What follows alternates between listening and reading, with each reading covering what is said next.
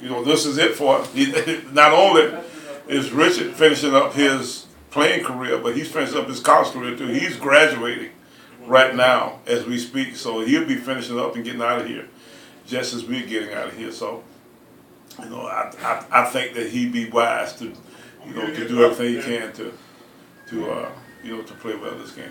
How important is jump on this team right from the start? Put them on. You know what? It's important. We need to gain some confidence in the fact that we can play. With a firm and some of those kind of folks, but at the same time, it is what it is as far as winning a football game. And I like for our team to be all hyped and jacked up and all that kind of stuff. That's always fun to see them jumping up and hooping and hollering. People look at them and say, they're ready to play, they're ready to play. And what happens is after about 2 plays, you get knocked on your fan once or twice, or you knock somebody else in their fan once or twice. It's 58 minutes left. Yeah. The best team in all that time is going to eventually win the football game. So, it's good to be hyped and jacked and all that kind of stuff, but you better know what to do. You better understand what your assignments are and how to play fundamentally sound football, because eventually that's what's going to win the football game for you. Well, speaking of being ready, is the Orangeburg community ready to come out to support? Well, we're going to see. Yeah, we're going to see. This is a great opportunity for, this community to have a big Thanksgiving weekend that way. And, I don't know if you can have a better setup in a sports kind of atmosphere weekend. You got our game early in the day. You got the Carolina Clemson game late in the day.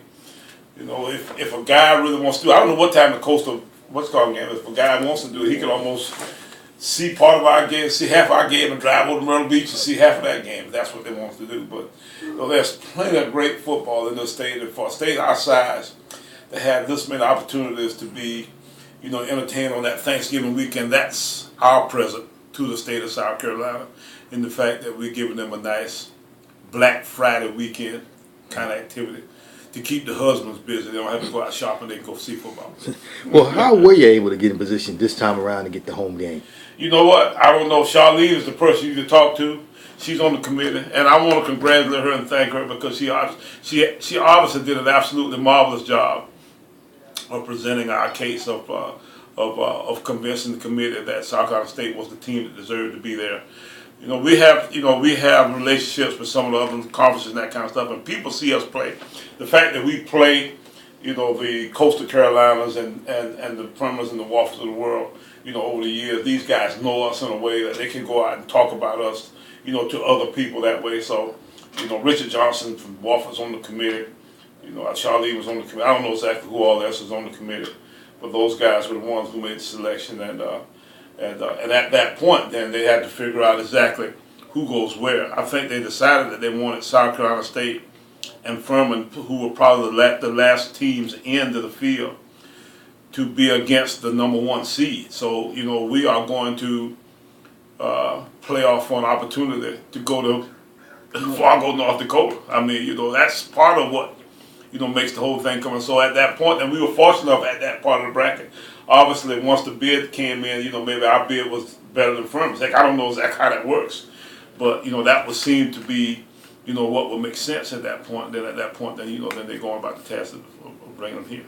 You rated, obviously, from comments from Brother Highland. How do you think you actually match up with the team? With Furman? Yeah. I hope we match up good. I think over the years, South Carolina State and Furman have enough of a tradition that we generally have a pretty evenly matched football game. I don't see any reason why this would be any different. If South Carolina State will win, I don't think it would be a major earth-shattering kind of news. South Carolina State beat Furman. Is that inclusive of 81 or exclusive of 81? Heck, I don't know. But now, I think we won 6 or 7 games. I think it's like We shut them out there 10 or 12. Well, now let me tell you, that 8-1, do you know? Listen, you ought to be embarrassed to still be around here. Talk about 1981. These kids that are playing in this game, born in the 90s. Okay, so they wasn't even born yet 10 years ago by the time, you talk about this game. Was played. So they could let about that. So I was talking about the schools. This is just a joke. Yeah, we played each other over the years, but there've been hundreds and hundreds of years of playing football between, schools and what have you.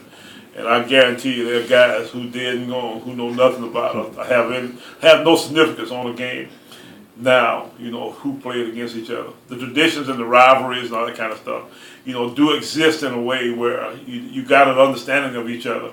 It's more about having a real passion for, being able to get prepared and excited about playing a team, that kind of stuff. Getting the fan bases, that's a great part of what this rivalry is about. Hopefully, it'll be something that both sets of fans can kind of, grasp and really, get excited about to come and see us play that way, because they've known this rivalry over the years. You don't have to say who you play again. No, when you say South Carolina State and Furman, both teams fully understand who each other are. And at that point, there is no doubt about where we are, where the stadiums are, where the towns are, where everything is. So nobody has an excuse not to get up and get it and get this stuff together and come see this football game on Saturday. How much does it build excitement since y'all play each other again next year? Well, it is great. Where do we play next year? Back here again? I think they may come back here again to play next year. We've been talking. So we got them on the schedule for 2014. Is that right? Yeah, next year here.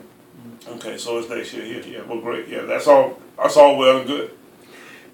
Any concern, I guess, between yourself and Bethune that because of the losing streak that there may be pressure on y'all to end it? Let me tell you something. Look at me. Do I look like I'm under some kind of unbelievable special kind of pressure? We are what we are. This is South Carolina State. We're gonna go out and play the very best we can. We like to win the football game, but I'm not gonna put any undue pressure on these guys because there's some kind of movement that I'm trying to represent. This is an opportunity for another football game, and things happen in games that you don't sometimes have control over. We're gonna try to control everything we can control, do the very best job we can preparing our team. At that point, we let the chips fall where they may. At the closing game Saturday, did you actually believe you were going to make the playoff? I thought we had a good shot. Yeah, I thought we had a good shot.